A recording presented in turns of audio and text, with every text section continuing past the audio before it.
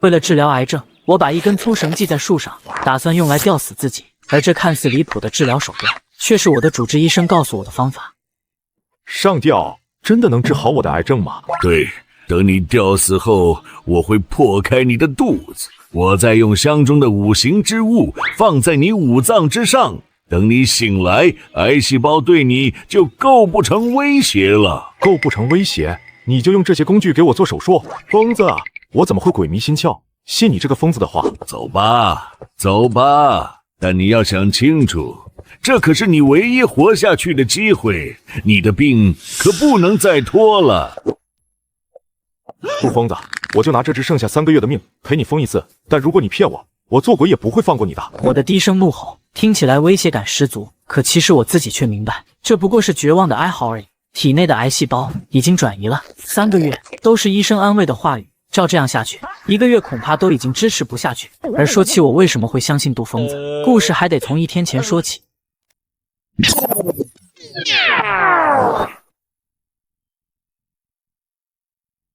30岁，刚失业，无父无母，没有老婆，还得了胃癌。呵呵，这世界对我还真是好啊！知道我苦，就想早些让我投胎。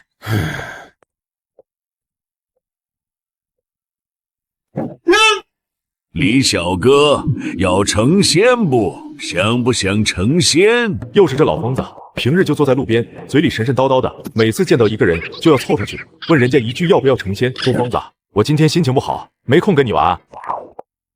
成仙吧，成了仙就不会死了，成了仙就百病全消了。真是个疯子。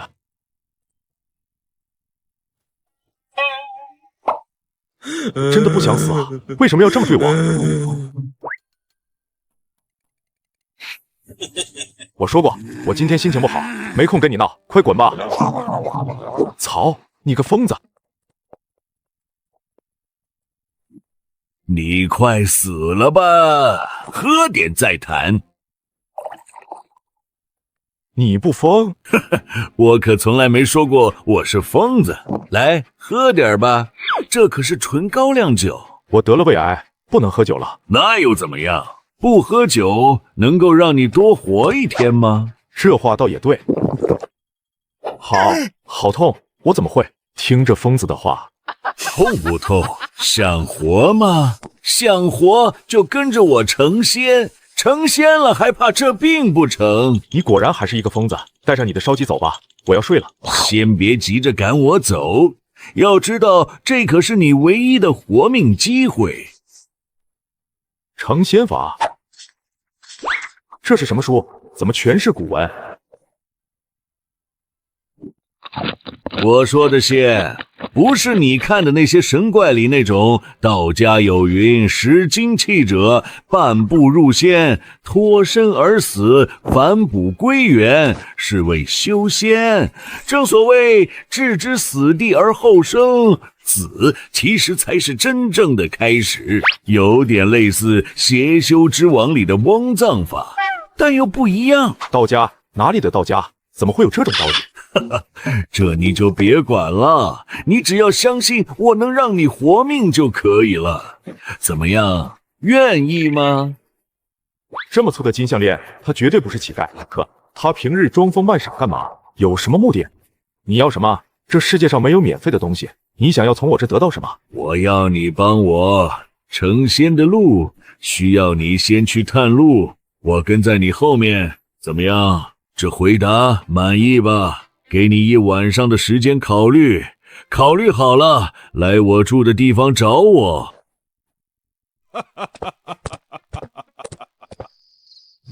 胃好疼，他真的能治好我吗？这一晚上，我疼得一夜没睡，脑袋里疯狂想起那本成仙法，哪怕是虚假的，可我也顾不得那么多。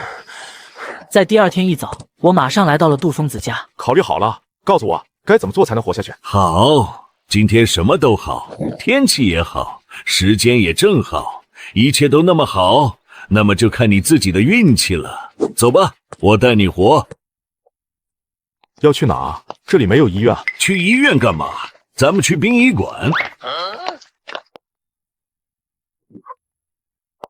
接下来怎么办？为什么要去殡仪馆的焚化炉后面？这里可是整个天南市最好的地方，风水宝地，又有资粮在侧。好了，时间快到了，接下来我给你说说该如何做。怕什么？这些东西都有大用，能给你保命。等12点一到，你先用这根绳子把自己吊死在那根木桩上。你死后，我会破开你的肚子，露出你的五脏。到时候，正午的阳气会压制你的死气，我再用这五行之物放在你五脏之上。这样一来，你的精神是灵魂就会清醒，不会迷失消散。看到那些烟囱没有？等你清醒后，立刻飞到那些烟囱旁边，看到有其他灵魂，赶紧上去把它们吸收掉。但你只有5分钟时间，5分钟一到，你必须回来，不然就会彻底消失的。等你回来了，就算成功了，你就不用怕什么癌症了。疯子啊，这实在是太荒谬了。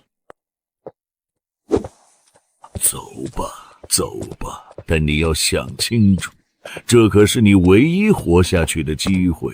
杜疯子抓住我的软肋，我只能选择相信。很快，我就把绳子套在树上，又搬了一块石头垫脚，深吸了一口气，然后把脖子套了进去。快，马上要到12点了！救命！救命！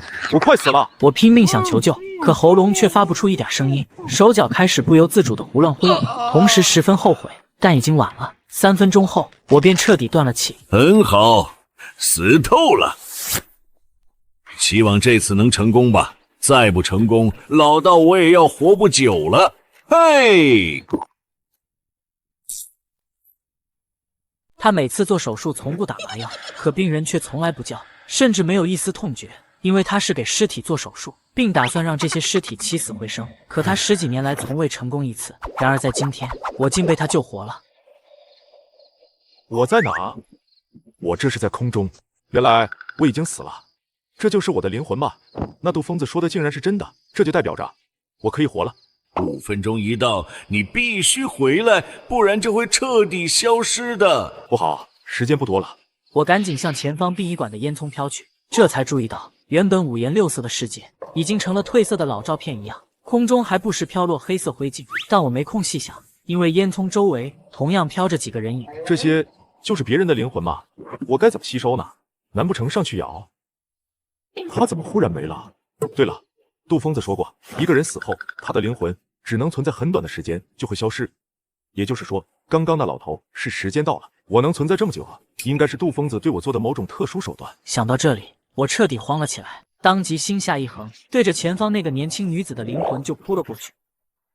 好美妙的感觉，一股玄妙的感觉让我失去理智。我不断的吸收灵体，可随着吸收的灵体越多，自己的灵体竟开始闪烁起来，甚至有些地方出现了一些细小的裂缝，就像要碎裂了一样。停下，要爆炸了，快停下来！然而无论我如何呼喊，灵体也不受我的控制，再吸收最后一点就要爆炸。但下一刻，忽然一声惊雷炸响，我的灵体打了一个激灵，终于是恢复了控制。然而还没高兴多久，一件更糟糕的事发生了。杜疯子这家伙竟然已经在旁边挖了一个土坑，看样子是准备把我的尸体埋了。不行，我得赶紧回去。又失败了。李青兄弟，别怪我啊，是你自己答应的，我可没有强迫你。一会我会给你多烧一些纸钱的。我去，你成功了！没想到老道我真的成功了，师兄，你看到了吧？我是对的。哎，杜疯子，快来帮我，我全身都动不了了。告诉我，你死了后看到了什么？快！你不准备把我的肚子给缝上吗？你给我缝上，我就告诉你。哎，消毒还没消毒啊？哎，什么？哎，你都死而复生了，还怕区区感染？我告诉你，你现在已经向成仙踏出了第一步，跟我们这些凡人已经不一样了。成仙？既然成仙了，为什么还动不了？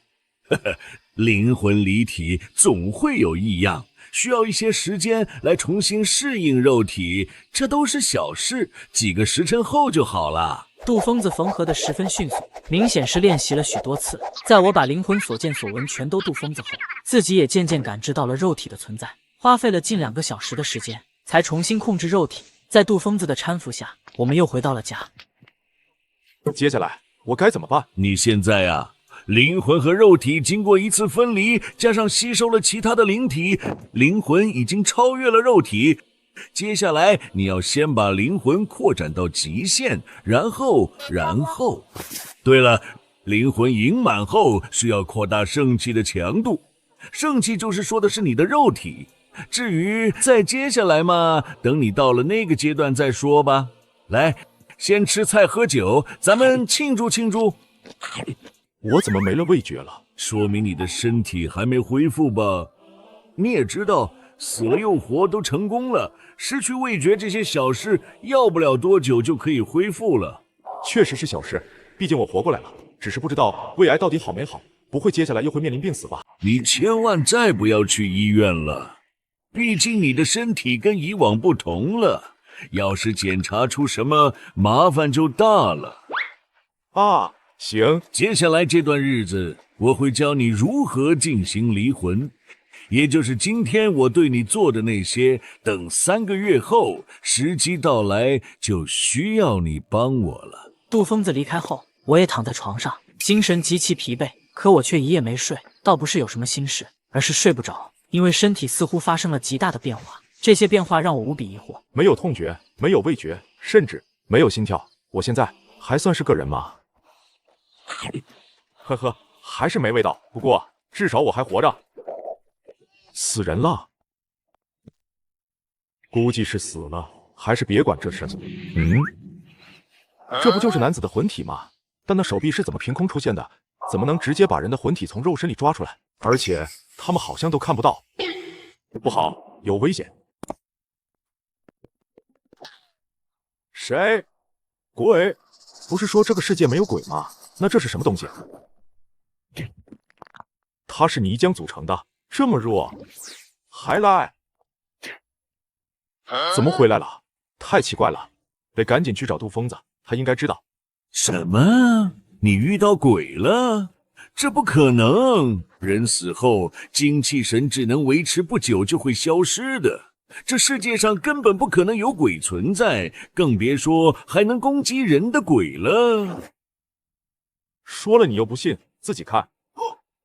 这是什么东西？这就是那东西留下来的。前面我亲眼看到他吸收了一个刚死之人的魂体，还有，我怀疑那东西袭击我是专门冲着我来的，因为我跟你们这些活人不同。这个味道，难道是李青？如果你说的是真的的话，那么你有可能破解了一个道家千百年来的疑问。不行，我得回道观一趟才行。你师门道观在什么地方？潭阳市高望山。到了洛省，我们还得转车。兄弟，有火吗？接个火。你脸色看起来不怎么样，如果生病了，还得去医院才行。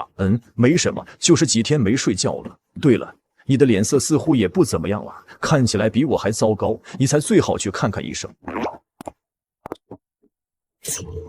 我做了一场手术后，发现心跳竟然已经停止，可我却感觉自己还活着，只是脸上长出了一些淡淡的褐色斑点。这斑点似乎跟传说中的尸斑有些像，伤口缝合得这么好，可为什么旁边的皮肉却没有一点愈合的意思，甚至连疤痕都没有结出来？我知道是杜疯子给我做的手术，让我死而复生，但他却没告诉我重生竟然会让身体变成这样。我近乎疯狂地跑回车厢，对着杜疯子小声质问道：我的伤口没有一点恢复的迹象，还有我身上都出现了尸斑了，你不是说我已经复活了吗？为什么会这样？以后我该怎么出门？不是告诉过你，成仙需要付出代价，而且你才刚刚踏上成仙第一步而已，你复活的是灵体，又不是肉身。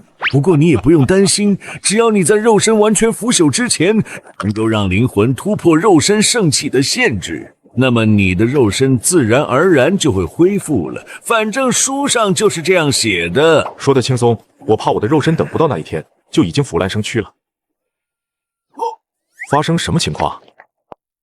都散了，死人有什么好看的？这人刚刚还找我借火机来着，说他已经很久没睡觉了，没想到这么快就死在了这里，真是生死无常啊！你看到了吗？他上面的鬼脸。什么鬼脸？我什么都没看到。你真没看到？真没有，你到底还看到什么了？我把事情的经过跟杜疯子讲述了一遍，但杜疯子也给不出答案。此事非同小可，这或许与你灵体复苏有关，咱们必须马上去道观查证。此刻的我们只能继续老实回到座位。火车在经过4个小时的行驶后，终于到达了目的地。杜疯子又拉着我爬了1个小时的山，终于是看到了一个破烂的小道观。10年了，师傅清奇回来了。清奇，你以前在这当道士？以后再给你解释，你重生遇到的事太匪夷所思，也许在这里就会有答案。善信来晚了，过了3点，本官就不接待香客了，还请善信明日早点来。小道长，我可不是来上香的，是你师叔带我来的。他不是我们道观的，我不认识，而且这位善信看起来也不像道士。如意，你在跟谁说话？不知道马上要做晚课了吗？师兄可还认得师弟我啊？哼，你还回来干什么？这清虚观容不下你，哪来的回哪去吧。师兄别恼，当年我离开是因为你不同意我修炼成仙法，所以我才入世去验证成仙法的真实性。这次回来自然是因为有了收获。收获？哼，那本书本来就是无稽之谈，连师傅都批判过，你却当作宝贝，连师傅的临终遗言都不听。等等师兄，事实胜于雄辩，今天我把事实带来了。这位叫李清的小友已经根据成仙法踏上了成仙之路了。师兄，你自己看。无量天尊，小友莫怪，不能愈合的伤口，没有呼吸，尸斑，这不可能。师父说过，成仙法是假的，如果是真的，师父为什么自己不修炼？师兄，我们都被师父骗了，明明手握大道，偏偏一直让我们相信科学。现在事实就摆在眼前，我这次回来就是要证实成仙法是真实的。杜疯子瞥了一眼，然后强行拉着老道士进入了一个房间，看来是有什么话不想当着我的面说。我就这样等到了晚上，他们终于商量好了。哎，两位，我好像是当事人，两位的秘密似乎该跟我分享分享吧。小友，清奇把你的事都给我说了，也是时候让你知道，你进入的那个世界，之前一个叫长春子的前辈也进去过，甚至还记载在书上。根据书上所写，那个世界有很多奇异的生物，似乎跟鬼怪有关。那位前辈怀疑那个世界有灵气，可以让我们道士修炼那些功法。灵气？怕不是鬼气吧？别管什么灵气鬼气，就凭你是我第一个用成仙法复活的人，你就应该相信，只要有了这本书，咱们都能修仙，从此便可走向长生之路。但是我身上的尸斑怎么控制？明天你就知道了。两人不肯说出缘由，我也只能作罢。来到小道观的客房，奇怪的是，原本我不用睡觉，精神也好的不行，可在今天却是一股强烈睡意来袭。我这是在做梦？怎么又来到这了？鬼脸好像跟我在火车上看到的那个一模一样。靠，在我梦里我还能被你杀了不成？慌乱中，我想起曾经看到过一篇科学报道，人在梦境之中，只要明白自己是在做梦，就有机会控制自己的梦境。我清楚这一点，可无论我如何挣扎都没有用。不，好不容易活下来，我怎么能就这么死掉？食物。李清的声音，李清。杜老头，我彻底是完了，我的身体裂开了。你干了什么？怎么把身体搞成这个样子？我遇到诡异了，就是我跟你说在火车上看到的那个，他跑到了我的梦里，想要杀我，结果被我吞了。你吞了那东西？师兄，这种情况莫非是他的魂体太过强大了，身体已经承受不了了？看样子应该是，不过他竟然能够吞掉你们说的那个诡异，那就证明李小友的魂体很强，至少比那诡异强。李清，你在那殡仪馆里到底吸收了多少魂体？记不清了，好像很多。不是，杜老头，现在重点是我的身体怎么办？你看我身上的裂缝还在扩大，你得想想办法。正好是时候用炼尸炉了。啊？你们不会要把我放在这炉子里面炼吧？我又不是孙悟空，这也不是太上老君的炼丹炉啊。这是尸炉，专门用来炼尸的。炼尸，我可是人，不是尸体，你确定能把我炼好？小友别怕，你的身体已经死了，再怎么炼也没事。目前你只能通过这种办法，服以清虚罐特制的药膏，才能让身体恢复原本的样子，甚至或许还会更好的。我有些无奈，自从踏上了这条所谓的成仙路，事情是越发的离谱了。两人又安慰了我一番，就说要去准备药材，独留我在这地洞之中。然而奇怪的是，地洞里没有灯，伸手不见五指，但我竟然可以看得一清二楚，甚至连空气中漂浮的灰尘都可以看见。难道是我的魂体的原因？有了这个发现，我不再无聊，开始集中精神观察着一切。发现墙壁处有一只小虫子，我只是多看了几秒，但那小虫子像是被什么东西打中了一般，直接被压扁了。怎么回事？是我把那虫子碾死的吗？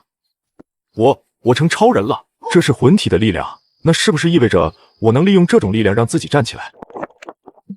看来我的魂体力量还是不够啊。李小友，让你等久了，主要是需要把各种药剂熬煮好才行。准备好了就开始吧，我现在这状态1秒钟都不想多享受了。好吧，那就开始炼李小友吧。如印，把炉子点上。我明明还没死，却让人把我抬进炼尸炉，并打算烧死自己，因为只有这样，我才能修补自己那已经裂开的身体。我们这样炼活人会不会犯法？如印，你觉得李青像是活人吗？可是，放心吧，准确来说，他的身体已经死了，是灵魂在掌控他的身体，所以再怎么练也没事。练完之后，身体或许还会更好。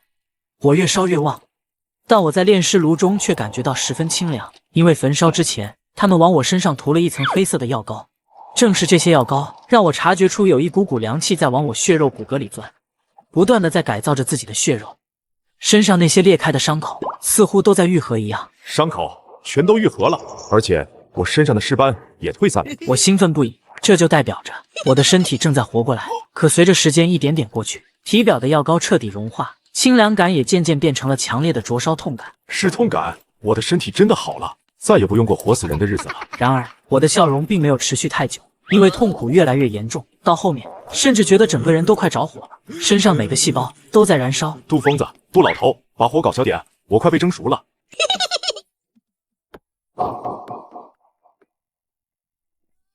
李青小友，李青小友，你还活着吗？还活着。看外表效果不错，你感觉怎么样？我感觉我的魂体力量没办法出来了。我明白了，师兄，李青的魂体太强，所以才撑破了肉身。现在我们把他肉身练强了，虽然可以承载住魂体，但也等于把魂体关了起来，天门也是闭着的，需要打开才行。天门？每个人出生后其实都有第三只眼，就在眉心之处，它是灵魂的窗口，也叫天门。不过由于你的身体被重塑过，天门强行关闭了，但你若是能感受到它，便能重新掌控魂体之力。那我该怎么做？我传授你一套静心法门，但接下恐怕还得靠小友自己了。我们先上去吧。这一套呼吸吐纳的方法可以让你集中精神，至于天门之事，你得自己努力才行。又是梦，这种亲切的感觉不可能是诡异带来的，难道是我的意识空间吗？这是我的魂体吗？这么强大，好熟悉的感觉，我似乎能操控它。成功了，在自己的意识空间中掌控了魂体，还怕感知不到天门吗？这就是天门。诸位，我成了，天门已经被我打开了，哈哈哈。师兄，他成了，老道我也成了，我也能成仙了。道长，这味觉是恢复了，但总感觉还是没有完全恢复啊，吃东西时有点怪怪的。你现在可是踏上了成仙路了，跟我们这些凡夫俗子自然有不同，差点味觉又有什么？总感觉有点奇怪。奇怪啥？书上写了，等到了第4阶段，生死颠倒，阴阳聚合，你的肉身就可以活过来了，到时候味觉就能完全恢复。根据杜疯子所说，成仙法的第1步是死而复生，第2步是炼圣气，第3步是扩神，也就是强大自己的灵体。目前我已经完成了3步，然而第4步的生成气，他说的云里雾里，至于后面的步骤也没有告诉我，似乎是怕我知道了所有，翻脸不认人。哎，算了，只要自己还活着，无论怎么样都好。又是秦林，不是已经分手了吗？一直打过来干嘛？李青，你终于接电话了。什么事？我现在很忙。周万森得了癌症，快不行了，你跟他是好朋友，来见他最后一面吧。他在哪？春海康熙医院。没有一丝迟疑，我立刻和清源老道和杜疯子说了一下，便直接冲天而起，向山下飞去。就因为周万森是我从小到大最好的朋友。妈妈，快看，天上有人在飞。乖，安静一会儿，妈妈有正事要做，下山再陪你玩。陈叔，距离那清虚观还有多远？就在山顶，应该不远了。其实大小姐，你不用亲自来的。不行，爷爷现在情况危急，他说只有这清源道长可以救他的命，我一定要亲自去请那位道长。咱们真巧，从小在一起长大，竟然都得了癌症，而且还都是胃癌。只是我现在活着，可你却先走了，怎么有股腐臭味？周万森不是才过世几个小时，尸体不应该这么快腐败，而且还是躺在装有空调的冰棺内。是鬼！周万森是死于那莫名世界里的鬼的手中，也就是说，他的灵魂已经被吸走了。我心里有了一丝不祥的预感，却在此时，手机又响了起来。原来是杜疯子，他让我去一个地方，但又不告诉我去做什么，我也只能先离开殡仪馆，打车来到一处别墅区。李青，你终于来了，到底怎么回事？清奇道长，这位道长真的可以解救我父亲和清源道长吗？哎呦喂，现在事情紧急，先进去，边走边说吧。殷小姐，这个世界上估计就这小子可以救我师兄和你父亲了。一路上，杜疯子讲述起了事情的缘由。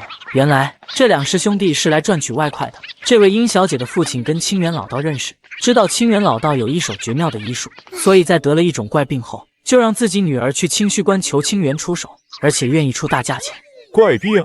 既然是治病，清源道长怎么还把自己陷入危险之中了？我父亲从10天之前突然无法动弹，而且日渐消瘦，但经过检查却没有任何问题。可他的皮肤上却开始生出了红毛。我找来清源道长，但清源道长进入父亲房间不到半个小时，整个房间就被红色烟雾笼罩，再也没出来过。红毛、红色烟雾是诡异造成的吗？这红雾竟能阻隔意识，里面到底有什么？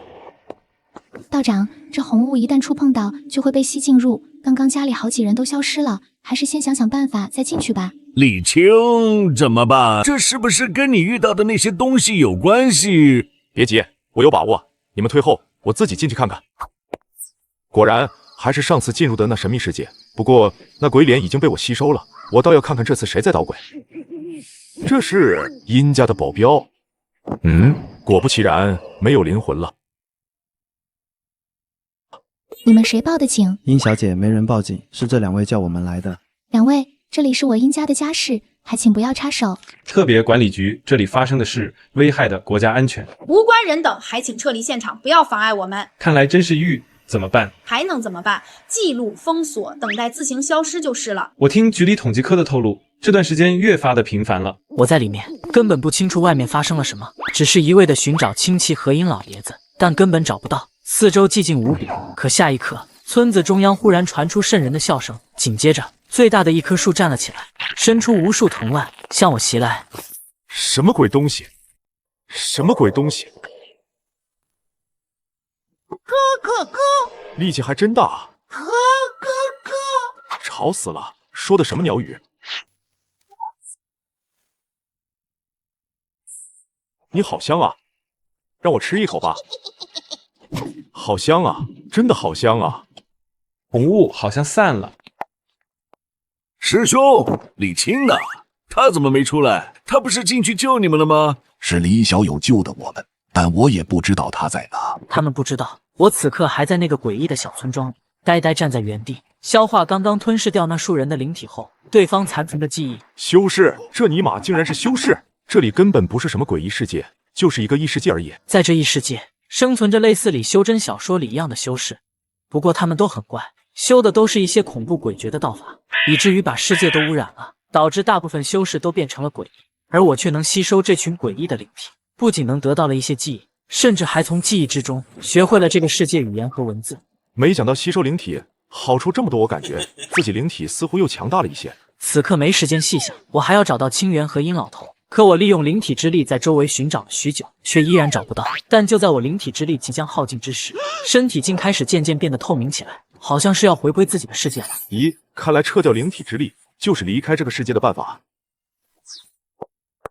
李小子，你终于出来了，我就知道你小子死不了。哎，杜老头，你有些失态了，没看到我身上这么多伤吗？李青先生，多谢你救了我父亲，这是我殷家的一点心意，还请你收下。里面有多少钱？密码是多少？我去取，不会因为大额资金来源不明被抓起来吧？李先生说笑了，这是不记名金卡，没有密码，里面有800万。李先生可以到任何一家银行取用，不会被抓的。李先生先好好休息一下，我就不打扰了。李小友，这次多谢你了，要不然恐怕我这把老骨头就交代在那诡异的世界了。没什么，清源道长，要不是你帮我炼体，我也没这能力救你，也算你自己救了自己吧。小李子，快说说，那个世界是什么样的？有没有道士？有没有仙人？我劝你别想这些，那个世界有没有道士我不知道，但应该有修仙者。不过，我一五一十地讲出发现的一切，但杜疯子却越发激动了。我明白，他执念太深，不亲眼见到，恐怕怎么劝都劝不住，因为他也因为疾病快死了，目前也只剩下2个月的寿命。这也就能解释他为什么会一直帮我，因为他想找一个人先探路。好了，我知道的就是这些，你们先出去，让我先休息一下。你们是？李青，三川省红莲县高庙镇人，今年30岁，建材销售，已离职。半个月前检查出胃癌晚期。呵呵，倒是把我调查得很清楚嘛。2位是什么人？有什么事吗？他们是特别调查局的，说是要请你回去接受调查。李青特别管理局有权利要求任何人协助调查。李先生，这特别调查局权力很大，我也无能为力。特别调查局，看样子权力不小，连尹老头都害怕。呵呵，好，很好，特别好。既然特别调查局邀请，那我就跟2位走一趟吧。既然让我协助调查，能不能告诉我调查什么？还有协助调查需要戴手铐吗？你既然能在狱里活着出来，就应该知道我们为什么抓你。当然，如果你愿意说出你的秘密，那么或许还有机会能够看到明天的太阳。狱？你们把那地方叫狱？看来你们对那种东西很有研究了。不介意的话，能不能让我了解了解？呵呵，倒是第一次见到你这种人。不过也对，能够从诡异事件中活着出来的人，自然有些特别的本事。但我劝你现在就把秘密说出来，我们俩还可以为你说些好话，不然……我很疑惑，是什么让你们俩觉得能够从诡异里活着出来，甚至还解决诡异事件的人，能够轻易受到你们的摆布？又是什么让你们胆子这么大，敢跟我这么说话？你还想反抗不成？我现在杀你了，不仅不会有任何惩罚，甚至还会得到奖赏。我不信，你开个试试。好了吗？到我了。你不是人。我当然不是人，我是仙。不好意思了，其实我并不想动手，只是我的状态可经不起检查。一旦被管理局发现我是一个死掉又复活的人，这辈子就算完了。小李子，你怎么回来了？哦，都是误会，对方良心发现就放我回来了。这么简单？就这么简单，咱们回去吧。你身上的伤口不小，咱们是得先回去处理一下了。李小友，那2个特别调查局的人应该被你解决了吧？道长，我不杀他们，恐怕此刻我已经躺在特别调查局的基地里的手术台上。哎，我明白，你也是出于无奈。可那特别调查局我是知道的，他们权力很大，应该不会善罢甘休。李小友，你接下来该谨慎一些了。道长放心，我知道该怎么做。等我修复好身体就离开。李小友，贫道不是那个意思。我知道，可我毕竟不是道门中人，待久了有些寂寞了。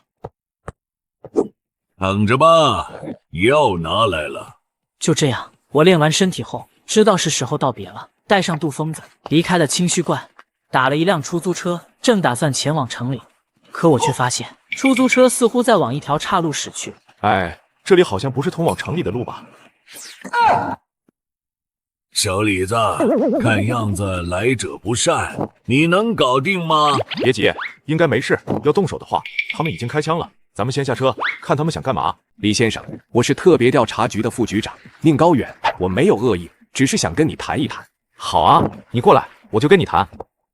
我的身体怎么控制不了了？你胆子很大，不愧是当副局长的人。咱们进车站谈吧。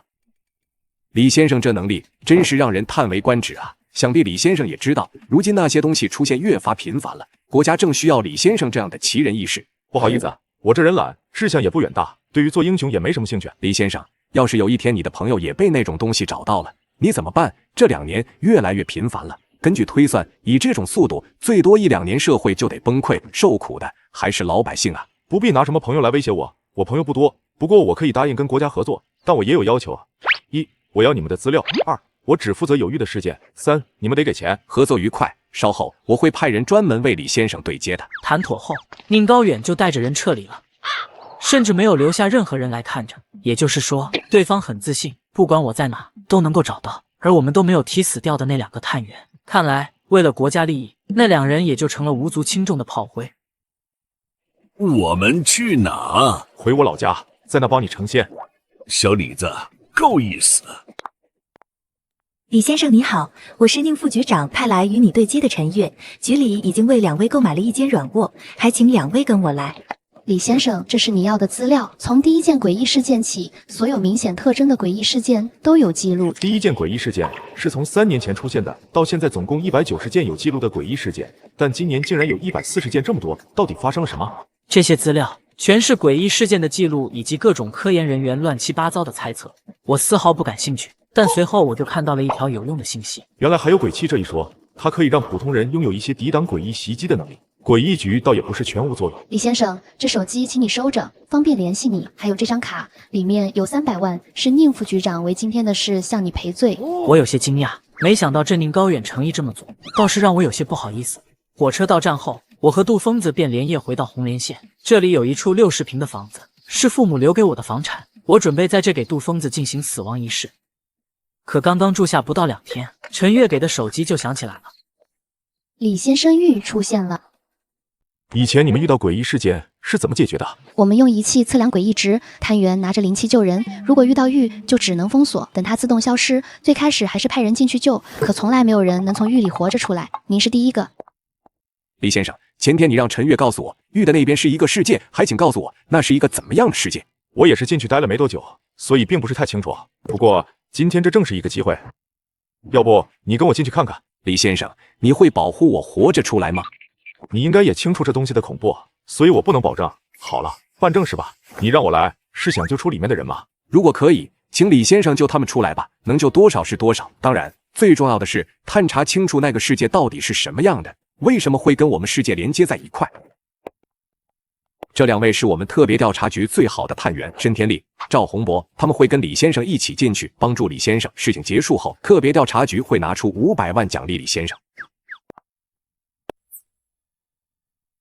咦，竟然还是亮堂的商场？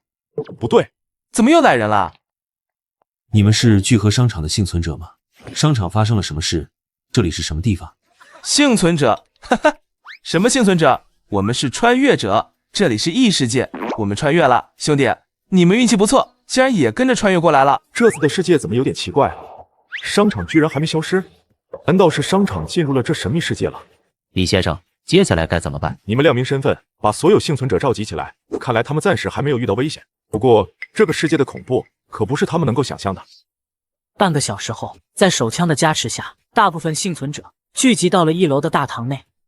我们这些人都分裂成了2派，现在留在这里的是缓和派，另外一派是激进派。他们几经离开这里，说要去寻找这个世界的文明去。哎，2位，既然大家都穿越了，就该团结一心。你们手中有枪，那么在这个世界，我们就占据优势。这里还有物资，何愁不能做出一番大事来啊？我没有理会他们，走向了人群之中。一位表情痛苦，还不断扭动身体的女人。你看起来很不舒服，要不要我给你检查一下？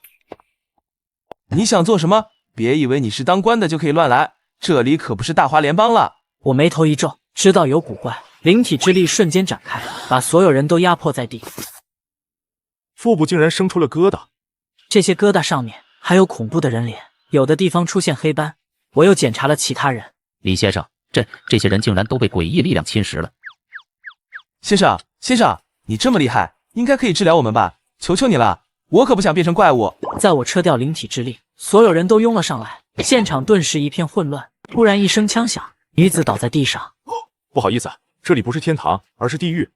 从你们进来那一刻就注定会死。我要是你们，会离开这里，找到这个世界原本的人，或许他们有什么办法可以让你们多活一回。别看我们，李先生说的对，进了这诡异世界，命都不是我们自己的了。现在唯一的办法，就只有找到这个世界的人，活那一丝生机。为了探查真相，我朝前飞了许久，终于看到了一座建筑，是一座寺庙，牌匾上有天凉寺3个大字。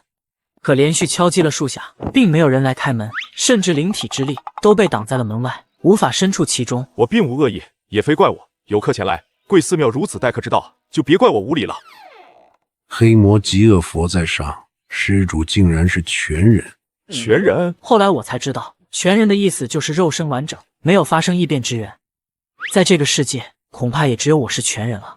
摆进来。我走进大殿，主殿看起来颇为气派，不过供奉的佛像却有点奇怪，他形如恶鬼，跟佛的慈悲模样没有半毛钱关系。贵庙供奉的是？这是黑魔极恶佛，施主难道没听过？黑魔极恶佛，这名字，不过也对，这世界确实和我认知的修仙界不太一样，人世都如此模样了，拜神佛还有什么用？说得好，小友此话深得我心。贫道万华山谷清，未曾请教小友姓名。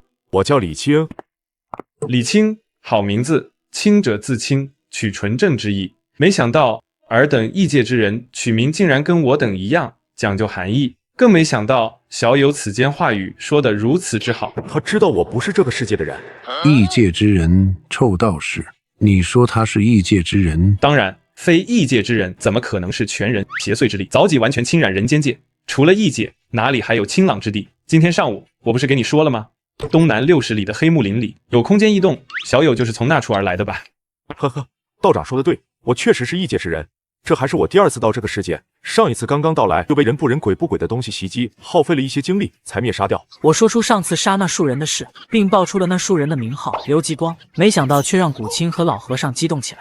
刘吉光万象宗亲传，那可是最低猎魂境的修行者啊！小友啊，不，前辈竟然是异界修行者，请恕晚辈有眼无珠。都非异界，不论前辈，只是我很奇怪，你们此界怎么变成如此模样了？不知道2位可否给我介绍介绍？哎，前辈有所不知，这个世界的功法很多，连普通百姓都可以修，但功法多以血肉灵魂为主，修行过程恐怖血腥。150年前，天地灵力出现了变化，变得更为狂暴和混乱了。最开始还只是让修行者晋升阶位变得困难，而且越到后来，荒野山林的鬼怪越来越多，实力越来越强，就连一些修行者突然激变成了妖魔，大家这才意识到灵气出问题了。那你们后面是不再修行了吗？可惜，哪怕停止修行，畸变也没有放过所有人，只不过速度稍微慢了许多，就连普通百姓都逃不过畸变的命运。原来如此，我说诸位怎么身上都有畸变的痕迹？不过2位似乎也是修行者，却为何能够长存？呵呵，前辈误会了，我和焚净大师修行日子不过5载，还有些时间。那就奇怪了，明知道修行有害，2位为何还要踏上这条路啊？哎，前辈啊，不修行，一只普通妖魔就能要了我们的命，而且即便不遇到妖魔，依然会畸变成诡异妖魔。但若是修行的话，畸变的时间就会变慢。原来是这样，就好比明知道眼前食物有毒，却不得不吃，不吃要不了多久就会饿死，吃了虽然中毒，但却能多活一阵，还真难为你们了。对了，我偶然进入你们这里，对你们这里的修行功法十分感兴趣，不知道可不可以让我观摩一番啊？前辈，你也知道，虽然我们这灵气有毒，功法修炼等于自杀，但终究是宗门传下来的。如果前辈想要看，需要遵循规矩，拿出让我等信服的实力才行。还请前辈饶命。现在我有资格看看你们的功法了吧？前辈，这就是我们俩所修习的功法，修行数载才堪到幻灵境，让前辈见笑了。百灵电击法，修炼此法需要用100名生灵心头之血炼成生灵丹，配合功法才能修炼成功。鬼佛换身法需要供奉黑魔极恶佛，用血肉喂养而佛。在玄幻小说里，这不是妥妥的魔修吗？2位的功法可真是还算可以吧？前辈谬赞了，这2门功法本就十分寻常，但这玉简里的定神诀却是1等1的法门，只需贴脑门，命神静气，用心感应，半个时辰后自可看见。靠！10日不睡，还得生食人脑。功法修炼下去，不成疯子的话，那就是祖上积德了。前辈，正常。我继续在脑海中读着功法，随后惊讶地发现，这世界的功法全是为了要修炼假神。所谓假神，就是类似我身上的灵体之力。我可以直接跳过这一段，直接修炼功法所记载的假神之法。假神刺能控制假神凝聚成细小针刺一般发出攻击。假神换身，一种幻境招式，用假神对敌，可以幻化出数个自己，迷惑敌人。嗨，这功法确实不错。对了，说了半天，还不知道你们这修行是如何分阶位的。前辈，我等修行以前分为入道幻灵、道基、飞真、猎魂、人丹、灵婴、破神离海永渡10境，但现在嘛，恐怕连人丹境恐怕都很少了。为什么？因为修行到了猎魂境，就几经大部分激变成妖魔诡异了。那万象宗的刘吉光就是极好的例子。原来如此。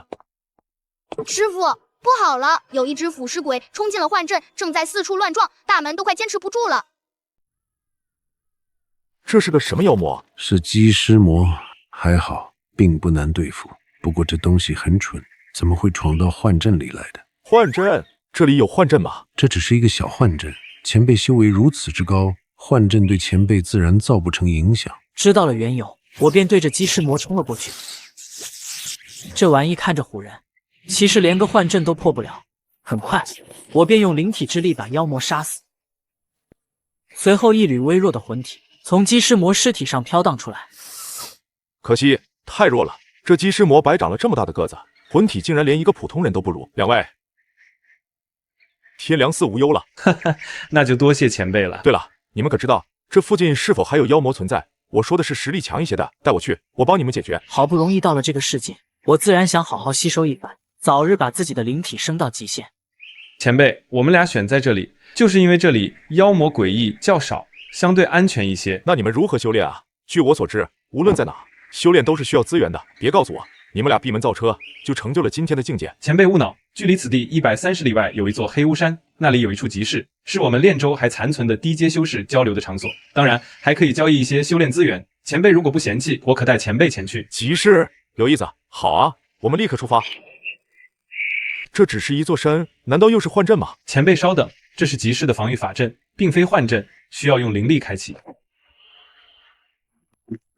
这就是个简单的防御法阵，为的是防御妖魔诡异无意间闯入这里，请前辈跟我来。街市出现在了前方，但天空竟然是白日，街道外却是黑暗。这就是你说的集市？这也太寒酸了吧！而且怎么就这点人啊？整条街道一眼看到头，也就5、6个人在街面上，商铺全都关着门，2、3个小摊摆在外面。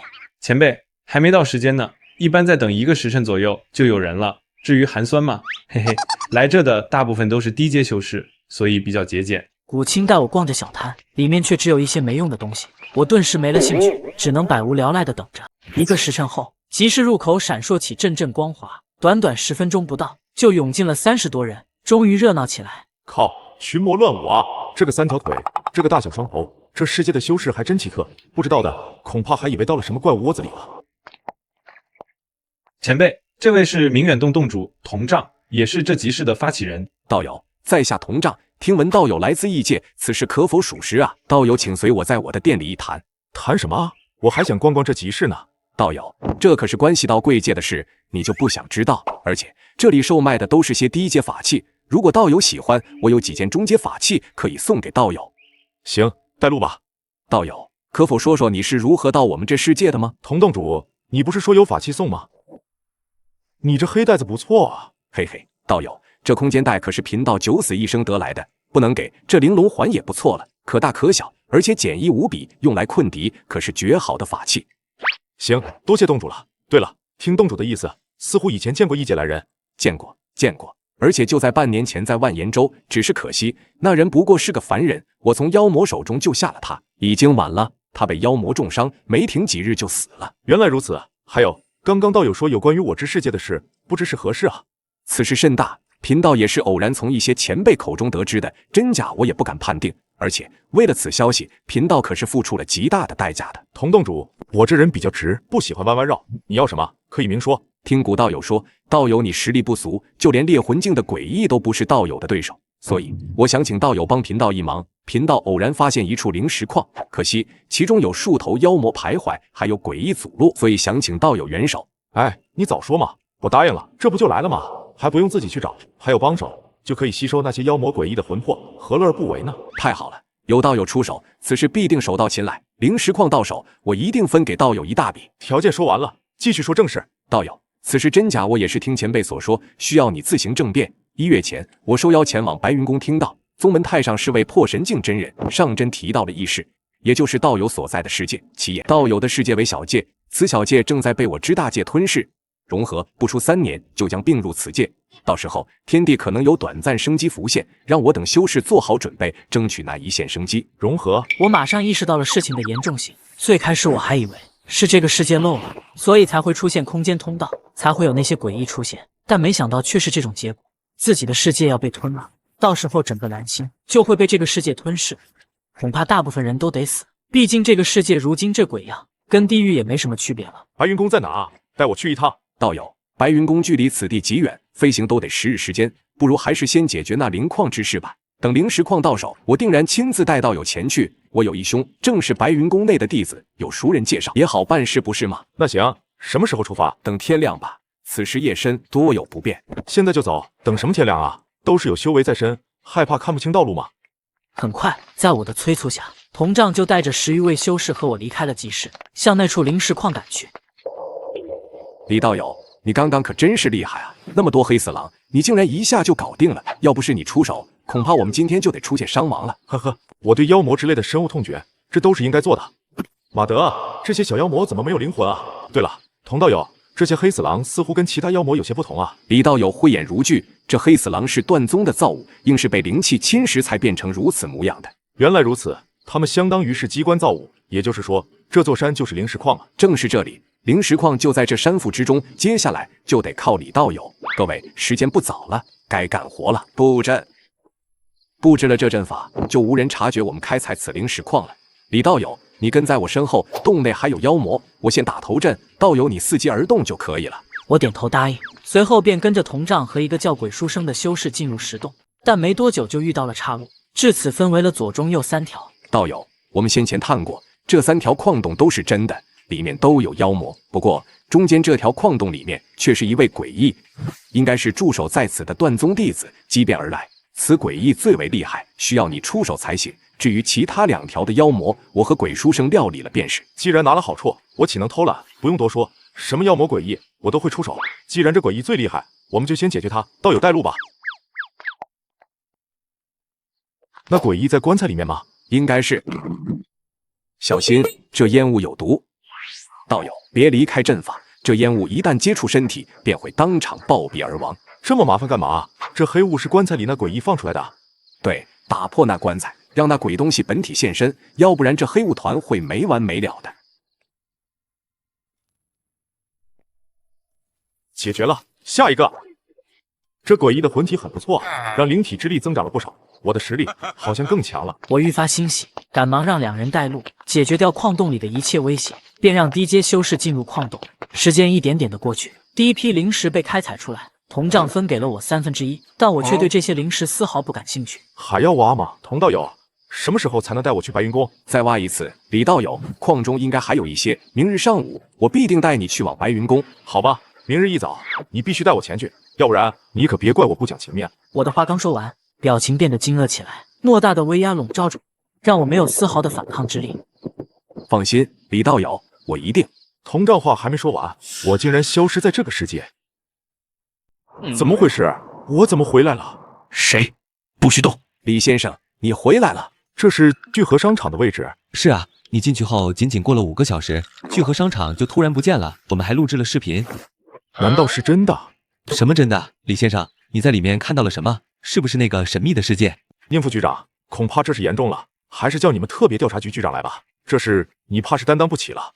李青先生，这里除了我们3个，再没其他人了，现在可以说了吧？怎么说呢？蓝星要完了。怎么讲？为什么会完了？玉确实是通往另外一个世界的入口，那个世界跟玄幻小说差不多，有修士可以飞天遁地。真的吗？那我们都可以过去了。不过可惜，那个世界天地灵力有毒，所以人都会变成诡异和妖魔，即使是修士也一样。现在那个世界，所有人只能苟延残喘，躲在山林峡谷之中等死。原来如此，竟然是这样的世界。看来空间纬度理论是正确的了。那李先生，这跟我们星球毁灭有什么关系？简单来说，那个世界在吞噬我们的世界，而且只有3年的时间了。一旦被融入，所有人都将面对无止境的妖魔和诡异。李青，你可以为你说的话负责任吗？你出钱让我去打探，这就是我打探的消息。那个世界我能活着出来就算不错了，信与不信你们自己定夺，但该我的钱1分不能少。李先生放心，不过李先生也知道，这是关于蓝星数10亿人的大事，由不得我们马虎。这事一定要得到准确的信息，这样我们才能做准备。看到了吧，力量，我是想告诉你们，我这样的力量在那里连自保都不敢说，我会正视事情的真实性。但我觉得我们大华联邦现在就应该准备起来了，可能才有那么一线生机。李青，这是酬劳和奖励，一共1300万，还有冯副总统的名片，你随时可以联系冯副总统，不会有任何阻拦。刚刚我有些激动，向你道歉。你是个好官，如果发现玉，记得再联系我。哎呦，小李子，你终于回来了，可想死我了！几日不见，感情都淡了。有要紧事，收拾一下，我们出门。出门干什么？马上到饭点了，我点的外卖还没到呢。去消费，买车，买楼，买名牌，因为我发财了。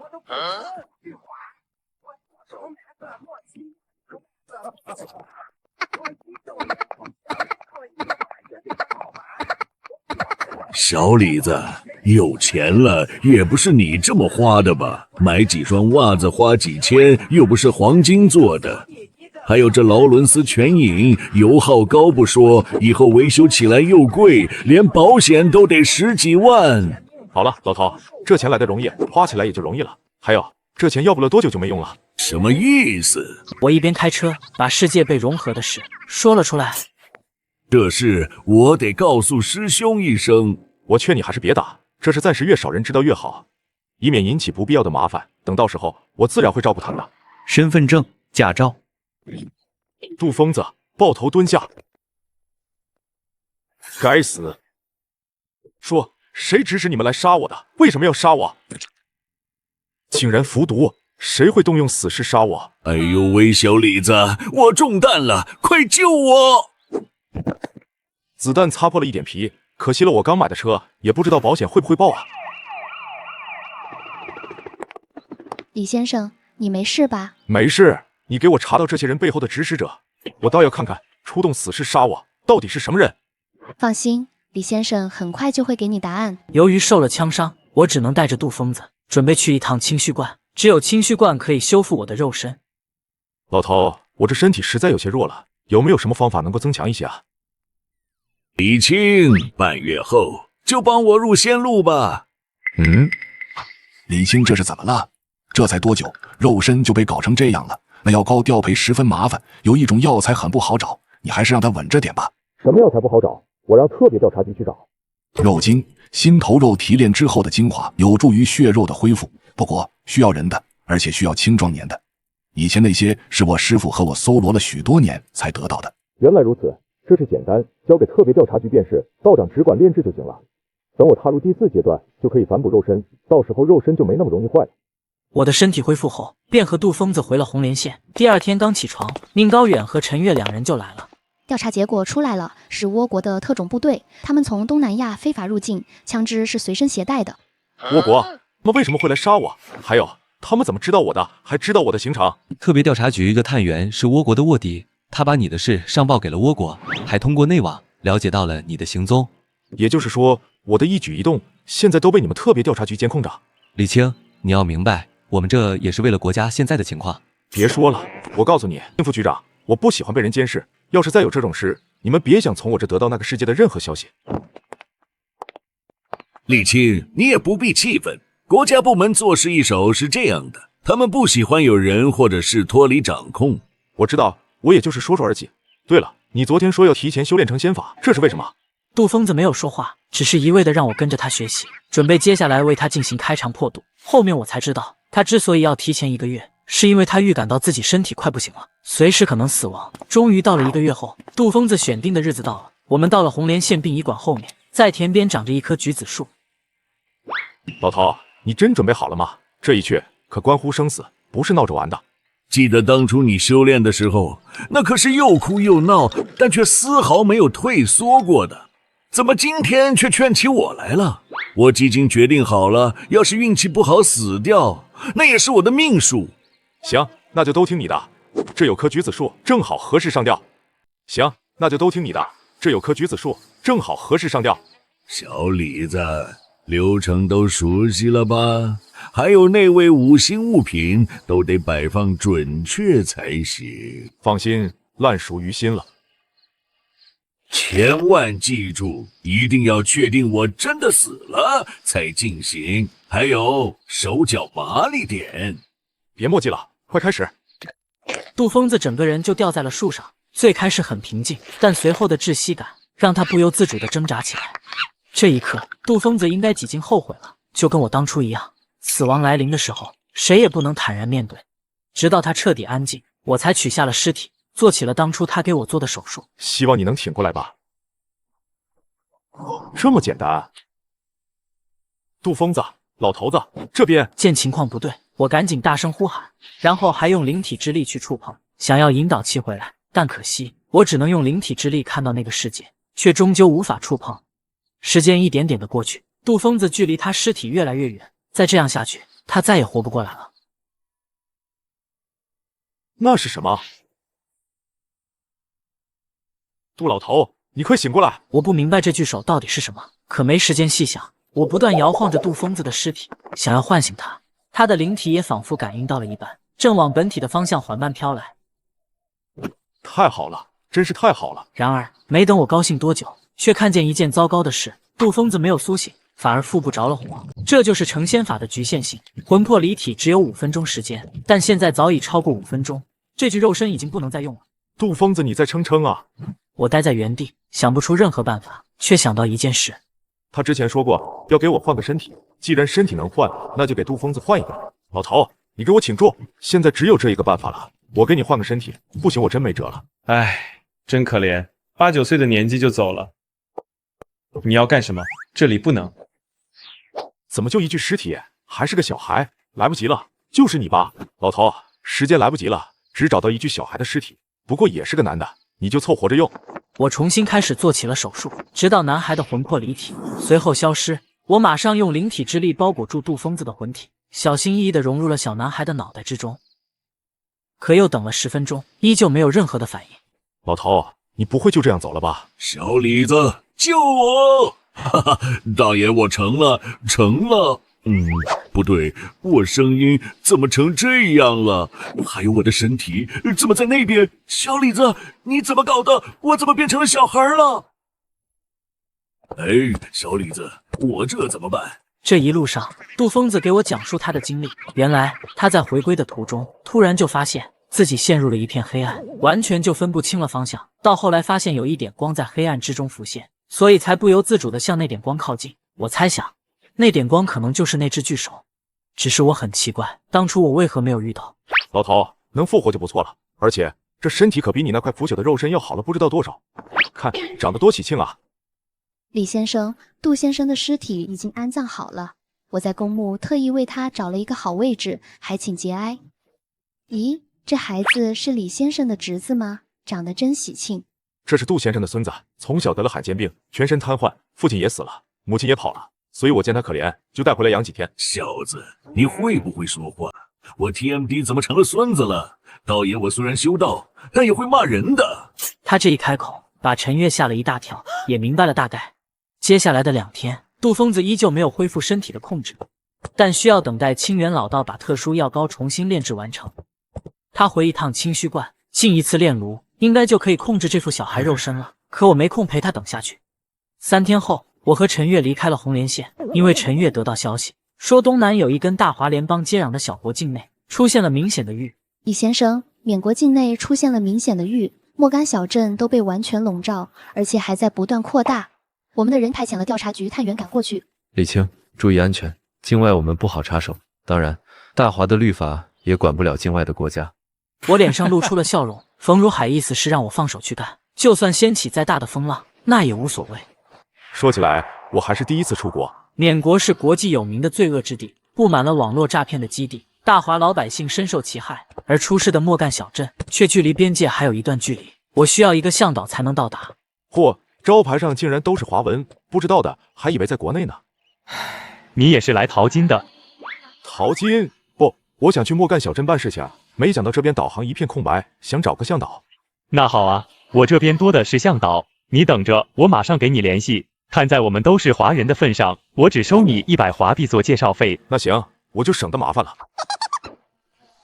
哎，还有多久才到？这都快2个小时了。李先生马上到了，这段路不太好走。我这是被卖了，以前只在网络上看过，没想到自己还真遇到了。不过你们这群家伙耽搁我的时间，还真是不知道死字怎么写啊。华国人知道莫干镇怎么走吗？很好，等会开车带我去好吗？好。嗨，走吧。都是华国人，大哥，你饶了我吧。放心，你帮过我，我自然不会杀你。我这人懂得感恩。没杀你吧？只不过你今后就老实躺在床上吧。解决完这件事，我这才向笼罩莫干镇的一片白雾飞去。很快，越过封锁线后，在那些士兵惊骇的目光中，我就手接冲入了白雾，再次进入异界。还是和上次的商场一样，小镇也被带到异界了。不过，这莫干镇上的人都去哪儿了？怎么连个人都没有了？连狗都不剩一条，这似乎有些不对啊！我再度飞行10分钟左右，在前方山脉的脚下，发现了这个镇子上的人，男女老幼正排列成3行，低着头前进着。这些人脚步出奇的一致，却在这时，一道黑刺向我袭来。虽然被我挡下，但10来个人黑袍人马上闪现到我面前。道友，黑门办事，还请不要靠近。黑蒙，我路过此处，却被你们突然袭击，这是怎么算？道友，不要太过分，这些异界之人，我黑蒙等待了许久。道友虽然实力不错，但也应该知道得罪我黑蒙的下场。偷袭老子，就算是神仙也得付出代价，管你妈的什么黑蒙！马德，还是冲动了，幸亏我跑得快，没想到那黑蒙有高手，不过也被我嘎了一个，算不错了。不过黑蒙要这些普通人做什么？难道是要献祭？我没空管这事，继续朝前飞行，准备寻找一个可以交流的修士，询问一下此地是什么地方，距离白云宫有多远。因为此次进入异界就2个目的，一是吸收魂体，2是去白云宫一趟，查证世界吞噬的真实性。但一直到晚上，竟然连一个人都没遇到。路过的城镇几乎全都成了废墟。活人应该还有可能是附近的村民。谁在哪？别怕，小朋友，叔叔是好人。2位小朋友，你们是附近的村民吧？可不可以带我去你们村庄看看？我们不是附近村民，我们是流民，来这里就是想找点吃的。大哥哥，求你别吃我们。我没有立刻去追，等2人跑远了后，这才跟了上去。半个小时后，看着他们跑进了城外一处山林之中，我随即也跟了进去。很快便发现了一处隐藏于山洞里的村庄。小鸭、郭子，你们怎么空着手回来了？嚯，地下世界啊，可真是个好地方。是哪位道友前来我飞恒宗拜访啊？不亲自来，似乎不合规矩啊。飞恒宗，完蛋，跑人家山门来了。京虚观李清，误打误撞进到贵宗，还请见谅。果然是你。你认识我？传言说有异界修士出现，而且实力强大，而道友是全人，身上又无灵气波动，我才由此猜测。飞恒宗宗主冰帝见过李道友。原来如此，贵宗为何隐秘在此地洞之中啊？而且似乎这里也不像一个宗门啊。唉，说来话长，咱们换个地方说话吧。在这破灭之世，世上能保住山门的宗派，怕是寥寥无几了。连我宗修行最高的太上都变成诡异了。李道友，不知今日到此有何要事？我想去白云宫，奈何不知方向，不知道冰宗主可知道白云宫在哪？白云宫那倒是不算太远，等天亮我就可以带道友前去。不过在下有个不情之请。哦，什么事？难不成让我帮你除妖灭鬼？那也不是不可以。那倒不是，我只是想跟道友交流一下功法，毕竟异界功法应该跟此界不同。功法那倒也行，不过我需要可以修炼神念的功法，不知道贵宗有没有？好，我宗门有一法门叫怨鬼寒玉吞魂大法，正是修炼神念的功法，我这就取来供道友评鉴。这功法真如其名，先找一鼎炉，让鼎炉对修炼此功法者产生极度恨意，再传此功法的此法给鼎炉修炼，再杀了鼎炉，炼其魂魄。至于寒冰地狱之中7期稀释9日后吞其魂，则可让己神念增长，甚至让神念蕴含阴寒起效。这功法还真不错。那道友的功法呢？这真是功法？当然，这是道家功法，是我世界的道家，有些晦涩难懂也是正常。你可以找一些道门的道友帮你解释解释。我当然不会什么道家功法，这只是清源老道给的道教书籍，里面内容晦涩难懂，可用来唬住这些异界原住民是绰绰有余。那就多谢李道友了。冰帝止不住的欣喜，在第2天一早就带着我从地下世界飞出，向白云宫飞去。只是刚飞到山下，冰帝忽然停了下来，看着山下那一片废墟，他不禁感慨：哎，李兄，这是我飞恒宗原本的山门，可惜60年前太上还是没能扛住激变，化为大鬼，我飞恒宗这才不得不弃了山门，去到那暗无天日之地。什么人？你们黑盟想要做什么？住手！这是我飞痕宗旧山门。我靠，冰帝他还真勇啊！这把自己当冰帝了，他连猎魂都没到，人家最低都是人丹境，他跑过去不是找死吗？神念，完了！眼见局势不对，我刚想放弃冰帝这个向导，自己逃离，可不曾想，一个黑袍人竟然放出了一个魂体出来，似乎是想要吞并冰帝的魂体。嘿，这不是诱惑我吗？到嘴的肉岂能不吃？哈哈，来好的，多来点。我暂时没事，可也知道自己不是黑盟的对手，正打算抛下冰帝独自逃跑，却见废墟中冲出一个黑色人影，他浑身煞气，朝着空中的那2个黑袍人飞去。太上，那是我飞痕宗太上，是太上救了我们。好啊，你家太上不是早就成诡异了吗？哎，那黑盟到底是个什么宗门？他们攻击你们的旧山门干什么？我也不清楚他们有什么目的，但准确来说，黑盟并不是宗门，它是破灭之后由那些魔道修士组合成的一个联盟，常常屠杀本就稀少的普通百姓，抽血炼魂，与我正道修士而不容。但以往其都是暗地里行事，没想到现在却敢如此明目张胆出现。魔道抠血炼魂，难怪他们要抓这么多普通人。今天多谢李道友救命之恩了。小事小事。对了，你这断掉的手臂怎么办？这无事，等找一个跟我身形差不多的百姓，取他手臂换上就行了。我去，你怎么好意思说别人是魔道？哈哈，我们还是赶快去白云宫吧。漂亮吧？确实是仙家福地啊。何事？飞痕宗冰帝前来拜会贵宗，这位道友李清是来自异界的修士，想进贵宗询问一件要事，想必贵宗高层应该会见李道友的。异界修士，那2位稍等，我俩这就去通报。冰道友，这白云宫弟子难道都是全人吗？呵呵，当然不是，这些大派弟子怎么会把机变显露在外呢？他们应该都修炼了遮蔽之法。不瞒李道友，我也是如此。请飞痕宗前辈跟我来，我白云宫天罚堂堂主要见你。白云宫内门弟子殷白雪拜见前辈，前辈请跟奴家进入宫内，公主要亲自见前辈。异界之人李清拜见白云宫公主。李道友不必多礼，请坐。你肉身毫无生机，但神魂之强无比罕见，难道贵界修士都是你这般不成？呵呵，那自然不是，晚辈的情况只是自己修行的原因。原来如此。不过本座虽然不知道道友修行之法，但万法不离其中，应该有相通之处。道友此法只修神魂，不修肉身，怕到了最后会如无根之水一般，终究一场空啊。多谢前辈教诲，但我自身修行还是了解的。你今天前来，可是为了2界融合之事？是的，晚辈此来是代表我界所有修士前来询问此事的真实性，还有最终时间，可让我界好早些准备。此事千真万确，由太上观测而来，最短2载有余，最长3载，你界就将完全融合进来。你也不必过于担心。北方咒语在10年前也融入了一个小世界，那小世界的修士虽然实力低下，但在北方宗门的庇佑下，损失并不大，只是凡人死的多了些。多谢前辈告知。李清心头一沉，虽然早就有了预料，但还是接受不了。整个蓝星能说上修士的，恐怕就他一个，除了自己，谁能对付得了这群人？放心，我白云宫作为正道魁首，自然不会坐视不管，到时候会出手忽悠贵界修士的，有我白云宫庇佑，你等应该要不了多久就能在此站稳脚跟。这意思是要么成为附庸，要么自生自灭吧。晚辈明白，此事需要晚辈回去跟宗门长辈商谈一番，才好做决定。那你下去吧，让你师门前辈尽快做决定吧。3年时间可不长。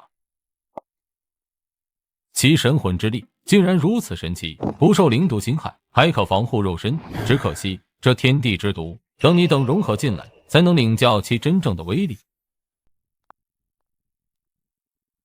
李道友，怎么样？办成了吗？办成了。冰帝道友，你呢？似乎得了不小的好处吧？嘿嘿，托李道友的福。对了，接下来李道友去何地啊？我想去寻找一下哪里有妖魔诡异，毕竟以后恐怕得经常打交道，先多熟悉一下。既然这样，李道友除了汉渊大泽，就往右走。听弟子说那边妖魔诡异要多些，妖魔好认。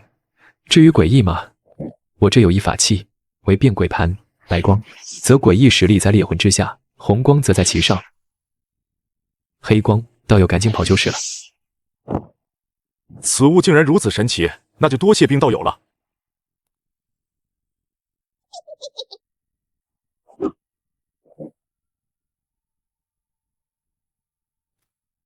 若姬，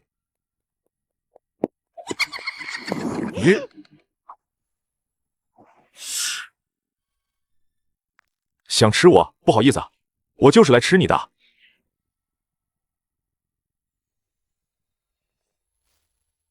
不错，比那头狼妖多不少，看来还是诡异好吃。我这几日吸收了不少魂体，终于让灵体感受到了鼓掌，也就是说灵体圆满了。但是怎么进入第4阶段，还要回去问一问杜疯子。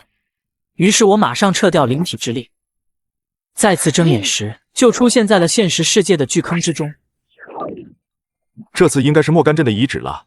莫干镇那些百姓被黑蒙抓去，虽然不知道有什么用，但你那个世界修士的尿性多半已经死光光了。谁？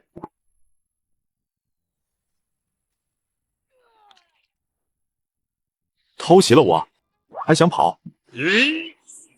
穿着迷彩服的雇佣兵躲进密林里的一座村庄。这个村庄位于缅国边境，是出了名的3不管之地，也是让全世界头疼的毒品制作基地。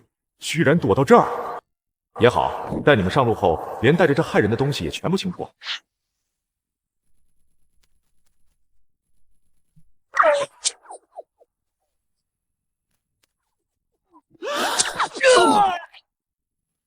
捣毁了所有制毒窝点后，我心情大好。这几天在异界的憋屈一扫而空，但眼下还有更重要的事情要做。我再次腾空而起，飞向了大华联邦的方向。李青，怎么样？确定了，没错。3年，早点准备吧。来首都吧，局长要见你。首都太远了，就南华吧，让他自己来见我。局长在会议室等你，还有总统也来了。总统？李青，坐吧。这位，我想不用我介绍了吧？不用，总统阁下，我想全联邦应该没人不认识。李青，你在电话里说，事情已经确定，是真的吗？当然，已经确定对方是一位强大的存在，他没有理由说谎。而且不止我们这个世界，那个大世界已经吸收过另外的小世界了。最多3年，最少2年半，整个蓝星就会完全融合进去。就在昨天，弗兰肯的纳利斯市连同整座城市30万人全部消失了。这是宁可信其有，不可信其无。1号计划可以启动了。妖魔诡异，我们现有的科技无法对付吗？你说呢？在来这之前，被一枚毒刺单兵导弹袭击了，后来又面对上百支各种枪械，不到5分钟，我解决了他们。我这种战力，在那个世界里都需要小心翼翼才能活到现在。李青，你也是大华联邦的公民，我现在需要你拿出你变强的方法，只有这样，国家在去到那边世界后才能保持完整，百姓才能安全。国家会记得你的奉献。看来我要是不答应，这位总统阁下要与我同归于尽啊！有魄力，不愧是总统。不过你这些手段对我没用，我并不是你们能支配的工具。但念在你也是为了大华联邦，今天就不和你计较了。而且后路我已经给你们找好了，白云宫承诺给我们大华联邦庇佑，甚至还可以给弟子的名额，那可是正道魁首，那个世界最强大的宗门，成为白云宫的弟子，可要比我这野狐禅强多了。我故作轻松的回答，但其实已经明白自己与政府的蜜月期结束。不过我也留了一手，并没有告诉他们，普通人进入那个世界要不了多久就会畸变的事。李先生，大华联邦感谢你所做的一切。不过，如果你现在把修行方法贡献出来，有3年时间修炼，我们或许可以掌握一些主动。总统阁下，我并没有修炼任何功法，我现在的能力不过是自杀后没死成的变异而已。有一句话说得好，富人靠科技，我们穷人只能靠变异了，无法复制。成仙法这条路太窄，其他人还是算了。杜疯子引出了黑色巨手，要是再来1、2个，那真的是要完蛋了。那好吧，既然李先生这样说，我也就不勉强了。不过白云宫那里恐怕还得需要李先生去周旋，而且鸡蛋不要放在一个篮子里，其他修行宗门或许也可以谈谈。我们大华的科技也并不是一无是处的。李青，你逃过了一劫。什么意思？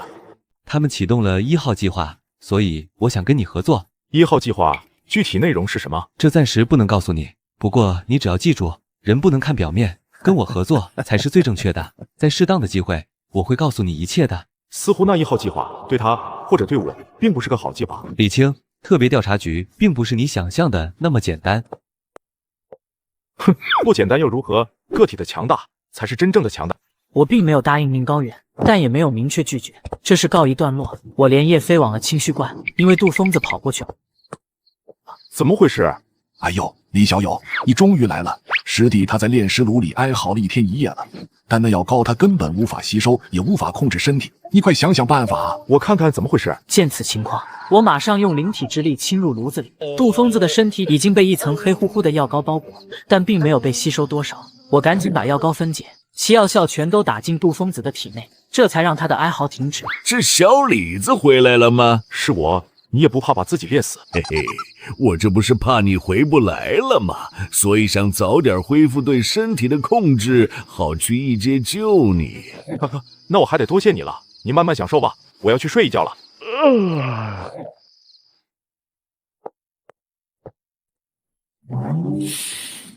哎，如意，这里还没扫干净，怎么能偷懒呢？信不信我叫师兄把网给你停了？好了。杜疯子跟如阴之气做什么？你好歹也是做师叔的。哎，小李子，你不知道这小子。好了，你现在看起来可比他小，不要计较了。我灵体之力已经圆满，接下来该怎么进入第4阶段啊？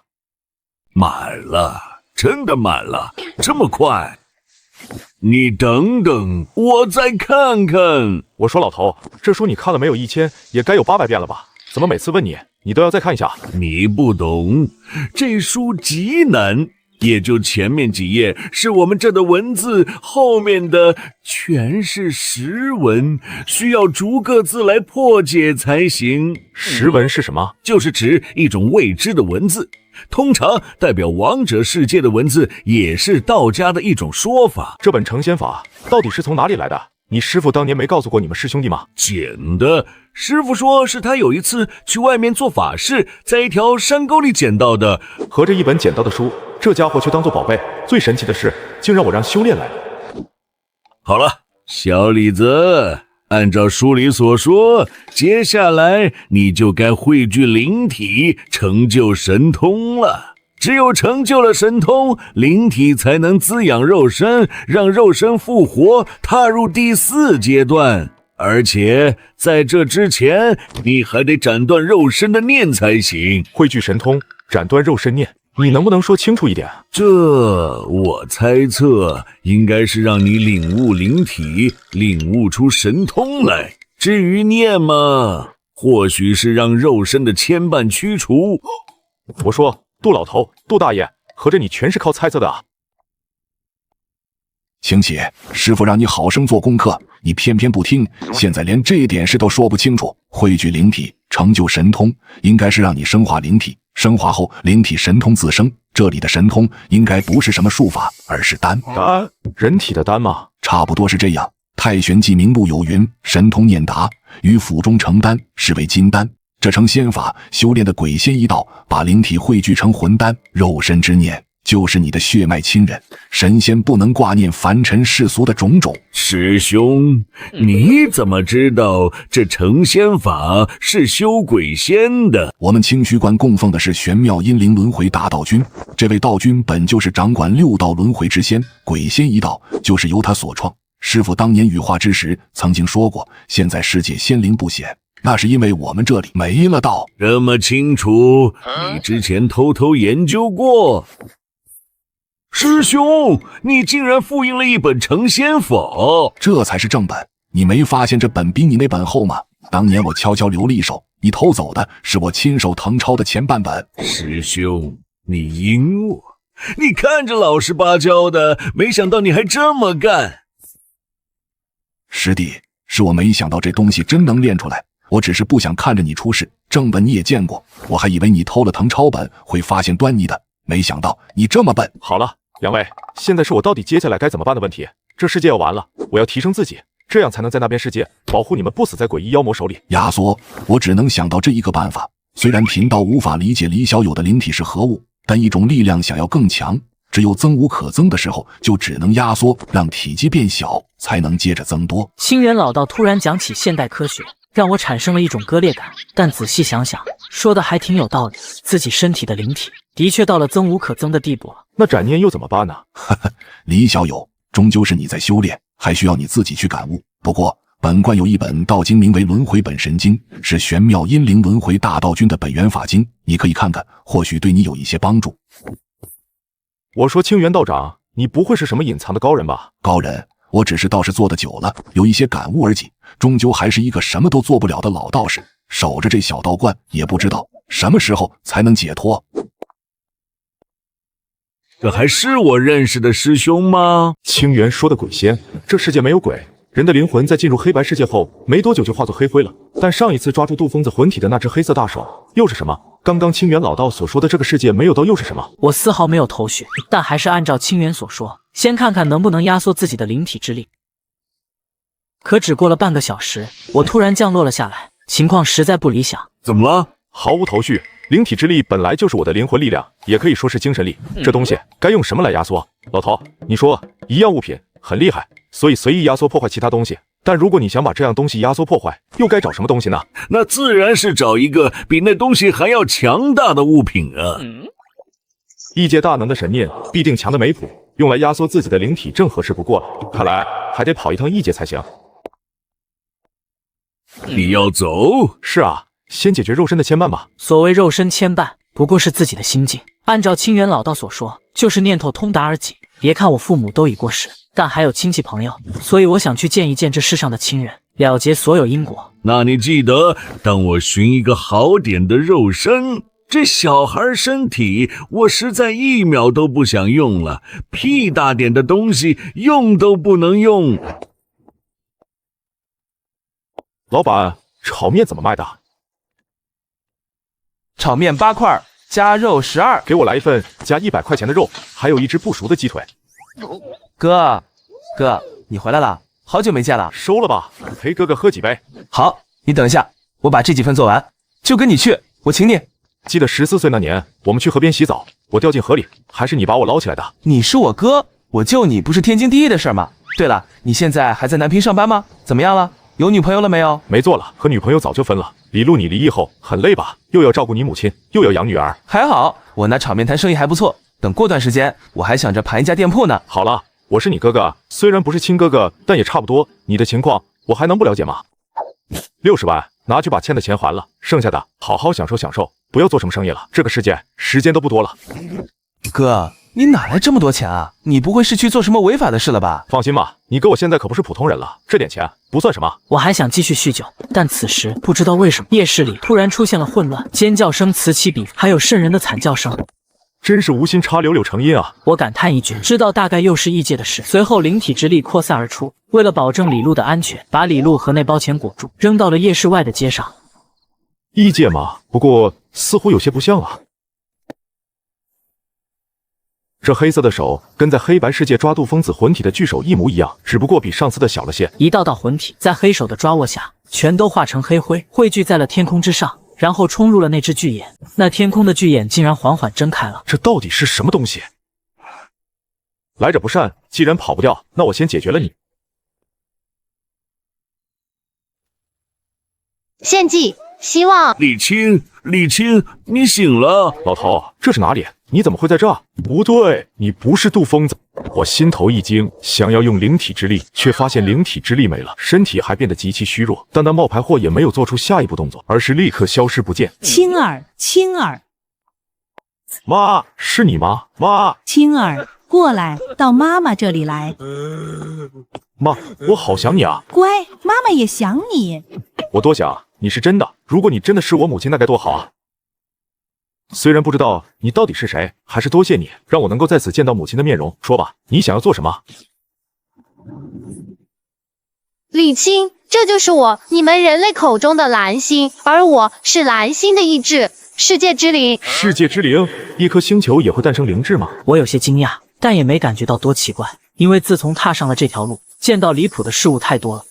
你把我搞到这个地方，还特意幻化出我的母亲，是什么意思啊？世界即将毁灭，你应该几经知道了。那几经死亡的大世界正在疯狂吞噬搜寻到的小世界，我需要你的帮助。你是说异界吗？可我怎么才能够帮助你？难不成你还有什么办法能够制止被吞噬？那个世界太强了，吞噬无法避免，但我不甘心从混沌未泯到生出灵智。我经过了数亿年，虽然是世界之灵，我不想死去，所以我需要你的帮助。数亿年里，你唯一一个能在负空间里靠自己走出来的人。负空间？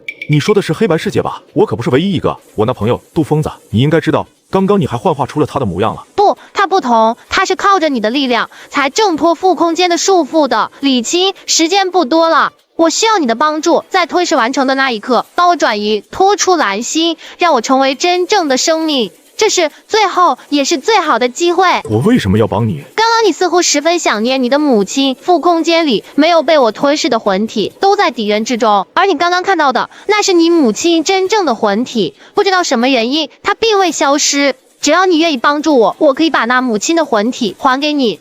我答应你，什么都答应你。那把我母亲快还给我！你遵守诺言，我也遵守。到时候我会通知你如何做的。现在我先给你一个小小的好处。来不及反，一道红色的光线突然朝着我射来，紧接着便是一股深入灵魂的疼痛。妈，快了，我一定会复活你的。经过世界之灵这么一折磨，我的灵体缩小了一大半，但实力却不减反增。那空中的巨岩也消失了，一切都恢复了原样，除了夜视变成了一片废墟。看来世界之灵吸收了这条夜市所有人的魂体，就是为了获得能量，能和我对话几分钟，真是天道无情，以万物为刍狗。李青，怎么样了？我这的人看到你和叶氏一起消失了。哦，没事，那是玉去了一趟，没发现什么有价值的事，就回来了。那就好。这段时间世界各地都有莫名消失的事件发生，如果你下次进入异界，最好先通知我一声，我好做准备。通知你？宁副局长，上次的事你支支吾吾不肯说，明摆着对我不信任，所以我也不会通知你。你什么时候想告诉我了，我才会通知你。相互信任才是合作的基础。还是先解决我肉身牵绊的事情吧。现在表弟那里解决了，接下来该谁呢？许多张脸在我脑海里闪过，最终定格的是一张4年前女人的脸，那是我的前女友秦岭。呵呵，终究还是不能彻底放下啊，是时候去见一见她，把最后的念想给斩断了。您好，您拨打的号码是空号，请查证后再拨。怎么回事？几个月前他还打过电话，为什么突然就变成空号了？难道是换号码了？这个人几年前就出国了，也没有结婚，他的父母10年前就去世了。那就奇怪了，那4年前让我拿出20万现金的秦林父母又是谁？难道他只想摆脱我？陈月，帮我查查他现在在哪个国家，还有他这几年的经历。好的，请稍等。李先生，你那位朋友现在在阿美卡国，最近一次出现是在圣都市的中央大街，叫血色的咖啡馆。从那以后再没他的任何消息。不过经过调查，这秦林似乎跟一个叫救世会的恐怖组织有很深的关系。救世会恐怖组织？难不成自己的前女友还是一个间谍不成？拍电影呢？这剧情也太俗套了吧。救世会也叫末日教会，主要就是宣扬神灵对人类的惩罚，以前还是挺有爱的组织，后来他们又主张要把世界上一切黑暗都铲除，而且他们的行为已经定义为恐怖袭击了。我们国家也有不少教徒，秦林就是安全局最先准备逮捕的，但就在准备抓捕的时，不知道用什么方法逃离了大华。那我跟他那几年的缠绵恩爱算什么？以前觉得他就是个普通人，现在怎么还跟恐怖分子联系上了？马上给我订一张去阿美卡洛圣都的机票，我亲自去找他。这么多年的欺骗，我一定要搞明白。李先生，我是特别调查局派来的，我们这边经过调查，你那位朋友的最近一次出现是10天前阿美卡洛圣都市大街中一个叫血色的咖啡馆的地方。他跟咖啡馆的老板见了面，老板叫布鲁纳维尼，是野狗帮的老大，而野狗帮的总部在荒漠酒吧，那是一家地下赌场，这是他的相片。好，现在就去荒漠酒吧。李先生，野狗帮在那几条街区势力不小，有些麻烦，我需要点时间召集人手。不用麻烦，你送我到哪里酒吧门口，我自己去找那个什么维尼熊。是布鲁纳维尼。你在这儿等着，我去找人。这国内派来的真是想死啊，我还是在外等着吧。你们老大维尼熊在哪？真浪费时间，还得我自己找。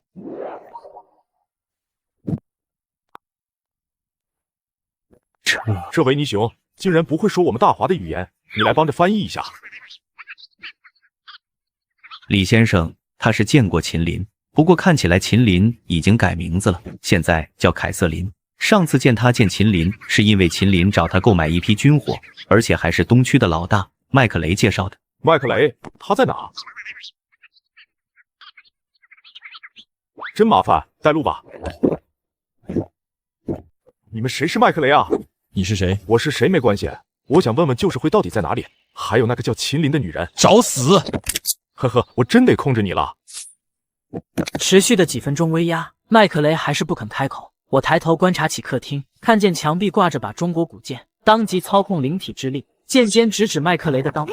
这下他终于老实了。我说，在亚桑那州，那个叫秦林的，现在是救世会的执事。亚桑那州远不远？我还想继续问下去，可一颗火箭弹忽然飞了进来，接着密集的子弹横扫了整个2楼。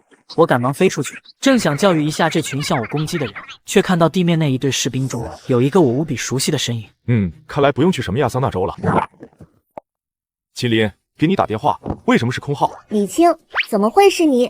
怎么可能是你？我是来找你好好聊聊的，聊聊你为什么欺骗我。你应该知道，我这人最恨欺骗。李青，小心！卧槽，这是什么鬼东西？诡异，似乎有人不像啊。说了吧，秦林，这东西应该你们救世会搞出来的吧？李青，你怎么？你有超能力？这不关你的事，还是先说说你的救世会吧，要不然你就得死。呵呵，时间真是个好东西，让你完全像变了一个人一样。唉，我父亲是末日教会的成员，还是骨干。不过最开始，末日教会是一个很友好的组织，但后来末日教会变成了救世会，一切都变了。他们杀了我父亲母亲，我一心想要报仇，这才用彩礼问题逼迫你离开。对不起。说辞错漏百出，他们杀了你父母，还会让你回去？猪都知道，你一定会恨极了他们。秦林，告诉我真相吧，我时间有限。这就是真相，李青，救世会没有你想的那么简单。刚刚那种怪物，救世会里还有许多，你就算再强，那又怎么样呢？终究不是他们的对手。呵呵，看来你对力量是一无所知。带我去救世会总部，我倒要看看这救世会有多强。还有，我对你们救世会搞出的这抗揍的人形怪物很感兴趣。到了，总部就在这峡谷下面，这里隐藏有很多防御设施，你要小心点，有许多机关连我都不知道。这恐怖组织竟然连导弹都有，这后面恐怕还有大势力支持。麒麟，你把门打开，导弹都炸不死我，你们还开枪干嘛？0号实验体，他们竟然把0号实验体放出来了。哎，我第一次来，这么热情干嘛？嚯，我灵体之力这么强了，这都还能前进，看来有点本事啊。什么东西？假神刺都不行？难道这两头怪物都没有灵魂？李青，这0号实验体应该是被玻璃房的那2个实验员控制的。2个研究人员见我撞不破玻璃，害怕的情绪有所缓和，却在下一刻，我再次施展假神刺，刺入了一个白大褂的脑袋。肉身是撞不破防弹玻璃的，但假神刺却能毫无阻碍的穿过。关掉那机器，否则死。很好，你暂时不用死了。这仪器竟然能控制那怪物，说说原理是什么？这是力量波牵引放大器，是根据粒子波动来制作的。它可以检测到特殊粒子，从而发出信号，控制同一粒子改造的0号实验体。粒子波动，说人话。诡异，就是诡异的力量。那0号实验体是用鬼气改造过的。鬼气？看你的样子像是华人，叫什么名字？是，我是华人，黄金吉是我的名字。好，黄金吉，你把鬼气交出来，我可以不杀你。我怎么感觉没有诡异的波动？在里面。这木头小人竟能散发这么强大的诡异气息。眼镜男，你竟敢害我！别杀我，我有用，这实验体就是我研究出来的。看在同是大华人的份上，大哥你别杀我。好，我可以不杀你，但你得用你下半辈子来为我工作，你愿不愿意？我愿意。我问你，基地其他人呢？会长他们呢？大小姐，我也不知道啊。会长他们交代，我们用0号实验体杀了这位先生后，就带着几位执事离开了。哦，大小姐，眼镜，你说说她是谁？为什么叫她大小姐？李青，我闭嘴，你说。她是王宁，是会长的女儿，也是我们救世会的执事。呵，没想到你连名字都是假的。或许我只是你这种大小姐排遣寂寞的工具而已，多可笑啊！王宁，对不起，李青，如果你觉得杀了我可以让你痛快些，你可以动手。但我王宁从来没有想过要玩弄你的感情，以前说的那些话都是真心的，没有一丝欺骗。但后来事情却让无法预料的情况发展了，我没有办法，才骗了你，让你离开。我的心被揪了一下，以前那些恩爱的画面，此刻化作了一把利刃，抓住秦林的手，在此刻放下。秦林是伤害过我的感情，但并没有伤害我的人，我也没必要杀了他。算了算了，李青，你不杀我吗？秦林，我想通了，诸法从缘生，是法缘极尽，我们都没有错。王宁，再见。老大，你要带我去哪？先闭嘴！刘颖，旧社会背后应该是阿美卡政府，这是你可以向国内报告。还有，马上给我订最近回国的机票。李先生，可有什么证据吗？你就说是我说的，千真万确就行了。我话刚说完，刘颖就跑到安静的地方，开始向国内报告。可刚打完电话，一则噩耗就来了。李先生，麻烦了，你被阿美卡政府通缉了，恐怕暂时没办法乘坐航班离开了。通缉？哼，行动还真是迅速啊！哟，还安了个连环杀人案的罪名，就是这悬赏金额才100万阿美卡币啊！李先生，别说笑了，阿美卡国追踪人的手段还是很厉害的。现在恐怕只有先从边境去墨西罗国，然后从墨西罗国回国，你看怎么样？不用了，你把这家伙想办法送回国内，交给特别调查局看管起来。还有，帮我查一下阿美卡哪里出现了月，自己飞回去太耗灵力了。既然被通缉了，干脆直接去异界踏入第4阶段，然后再回来。老大，别让我回国好不好？我跟着你，你要我做什么就做什么。以我给恐怖组织做事的罪行，恐怕不死也得把牢底坐穿啊！行了，回国好好待着，继续研究诡异。放心，你现在是我的人，他们不会对你怎么样的。处理好黄金级回国的事，刘颖当即给我打探狱的消息。在左亚州南部一个叫库库玛丽的小镇，还真出现了一股黑雾。因为目的地不算远，我索性独自一人前往。但刚刚踏入异界，却发现前方数道黑影朝着我飞来。什么人？李道友，是我啊，别动手。童道友，没想到你会在这，你不是在矿洞吗？哎，矿洞没了，也不知道从哪里窜出来一只实力强大的诡异，把附近千里都给占了。对了，上次李兄就突然消失，掉下来许多东西，我都帮你收着了。今天见到李兄，刚好还给你，你清点一番。后来挖掘的灵石也给你分了一份。童兄如此仗义，多谢了。哎，要不是李兄帮忙，那座灵石矿如此能拿得下来，这正是应该的。对了，李兄要到何处去啊？我刚刚自我那世界而来，想去一趟白云宫，却不此地是什么地方，离白云宫有多远？白云宫那远了，此地是皖州苍月郡，距离白云宫的练州可隔着2州之地。不如李兄去集市购买一柄飞行法器，毕竟长距离飞行，飞行法器更快。这般热情的帮我想办法，这是想早点打发我离开。我用余光扫了一眼周围，发现附近竟还有一处矿洞，马上猜出了一切。这小子藏着掖着干嘛？我又不在乎这些异界的灵石。行，那就烦请童道友带我去看看。这李道友，我现在还走不开，这样吧，我直接推荐你去天宫坊，哪家的法器都挺不错的。道友万福。想要购买些什么法器？本店法器可都是气宗手法炼制的，绝对保真。有飞行法器没有？最好是用神念控制的。哎呀，原来是前辈。不过前辈，神念控制是灵气了，整个集市都找不出来一件啊。不如前辈看看这浮空梭，其中有3重禁制，不仅速度极快，还能开启防御禁制，而且灵石消耗也不大，是远距离飞行的不二之选。这东西竟然是用灵石当做动力，这倒是挺方便。行，那我就要这个了。还有，你们这里有飞剑没有？要那种既锋利又坚固的。有，前辈好运气。今日一早，赤明剑宗刚刚送来3柄飞剑，其中一柄赤金剑最为锋利，完全符合前辈的要求。此剑由金芒石炼制，在剑苗的时候需要放置在命格为金的人气体内蕴养，等人气长大，剑苗吸收人气血肉命格后，辅以各种灵材，用赤明剑宗特有的赤明地火炼制77719日，剑成后用10位生灵心头之血祭剑淬火，即便不用灵力催动，也能生发锋锐之气。前辈，你看如何？没想到这世界不仅功法诡异恶心，连炼器都离不开这些。买了这把赤金剑后，我又买了一件储物袋，这才离开此地，踏上飞梭赶路。可飞了1个半时辰后，地面忽然冲出数道灵光，向我袭来。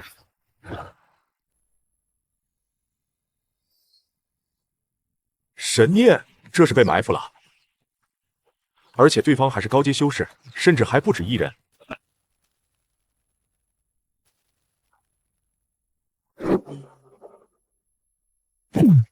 该死，又来！怎么会有人伏击我？我赶紧撤掉了身上的灵体之力，这是我已知的能离开异界的方法。然而这一次，预想的吸力并未出现，我也并没有回归蓝星。你们是什么人？为什么袭击我？异界修士，污染之体，真是天道赐予我黑蒙的礼物啊！别费劲了，此地空间被阵法禁锢，你无法再回你们世界了。乖乖跟我们回去，让我们研究你的身体，免得受抽魂扒皮之苦。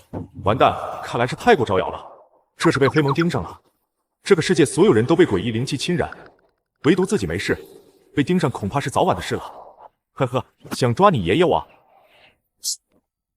不自量力！趁着黑袍人被赤金剑拖住，我立刻释放了一道假神刺，趁机刺入了对方神魂之中。可我忘记一件事，黑蒙修士来的不少，其余的修士也发起攻击。2秒之间，我的身体就被打成了筛子，心脏出现了一个大洞。干！人多欺负人少。意识到不妙，我再次踏上浮空梭，拿出了储物袋中所有的灵石，给浮空梭当作能源。几个闪烁就消失了。异界修士这么强吗？这都不死，还让他跑掉了，怎么办？没了肉身护佑，神魂再强，要不了多久就会烟消云散。走吧，回去复命。我飞在天上，正当我为捡回一条命而庆幸时，一件更糟糕的事发生了。因为浮空梭过载太久，竟然发生了爆炸，让我从高空坠落。我的身体也只剩下上半截，灵体之力也只剩下一点了。马德，这该死的奸商，老子一定要杀了你，烧了你的铺子！此时没有办法，我思来想去，这样的状况不适合回到阿美卡，因为我的身体根本动不了，回去只能被抓。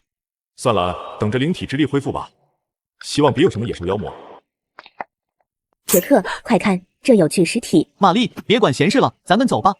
杰克，那是妖魔吗？你看他心脏位置有一个大洞，还只剩半截身体，要是人的话，早就死了。不过看这样子，妖魔也没事，充其量是一个要死不活的妖魔。见情况不对，我赶忙利用最后的力操控赤金剑出现，但并没有做出攻击的动作，而是控制着剑在地上写了个人字。原来你是仙人啊，仙人，饶恕我们不敬。杰克，仙人这样瞪我们，应该是向我们求救吧？好像是，既然碰见了，我们就帮上一帮。我真的无语了，这俩傻子竟然在异界开越野车，也不怕越野车的动静引来妖魔。仙人，我叫牛杰克，这是我女朋友周玛丽，我们都是从另外一个世界来的。你现在坐的东西叫汽车，是一种交通工具。我们现在带你回我们的基地，看看其他人有没有办法救你。算了，随意吧，我实在支撑不住了。我在车上沉沉的睡去，再次醒来时已来到了3天后。仙人，你终于恢复了。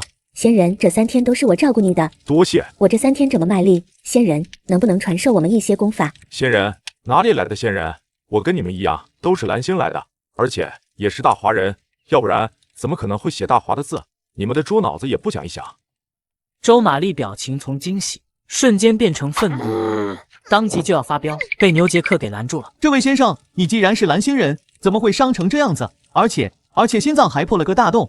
身体腐烂程度越来越严重了，好些地方都开始生蛆了，看来需要立刻修复一下了。牛杰克，我虽然是蓝星人，但来这个世界比较早，所以得到了一些修行法门。这样，你们去给我找一个身体健康的人过来，我就把功法传给你们。周玛丽重新燃起了希望，立刻转身就跑出了出去，都没有询问为什么找人。过了一会儿，一个白人男子跟着周玛丽走了进来。不错，人高马大，身体很健康。你别害怕，有点事需要你帮我。做完之后，我能放你一条生路，还能给你机缘。我让牛杰克做的事，正是帮忙修补我那剩下一半的身体。至于怎么修补，懂的都懂。好了，起来吧，这里是了。我说过，给你一个前程，就不会食言。李先生，我能不去吗？不能，我说过要报答你，你不能拒绝。我刚想带着牛杰克飞走，外面却传来一阵脚步声，紧接着一伙幸存者拿着武器闯了进来。原来是那女人把消息传了出去，但或许是我展现出的实力不凡，领头人并没有下令动手，只想跟我聊一聊。不好意思，我没空。不过看在你们提供了治疗器具的份上，我可以提醒你们一句，这地方还是不要待了，赶紧去找个宗门投靠吧。要不然，就算这世界的妖魔诡异你们侥幸没遇到，那畸变都会让你们成为怪物的。对了，再告诉你们一句，再坚持2年多，到时候整个蓝星都会融合进这个世界，那时候如果运气好，你们或许还可以见到你们的亲人。李道友，多日不见，让在下好生想念啊。好说好说，我今日来是给你带个人，他是我的救命恩人，希望你收他作为弟子。既然是李道友推荐之人，我飞恨宗定然好生培养。那就多谢冰道友了。牛杰克，飞恒宗已经答应收你了，你还不赶快跪下给宗主行礼？好，好，好，起来吧。李道友，接下来是准备去白云宫吗？是的，我想让白云宫公主帮我神念压迫。神念压迫，那李道友就不必去求白云宫了。2日后就是恶风谷开启的日子，恶风谷的绝命之势堪比破神境巅峰神念，岂不比求白云宫要好？恶风谷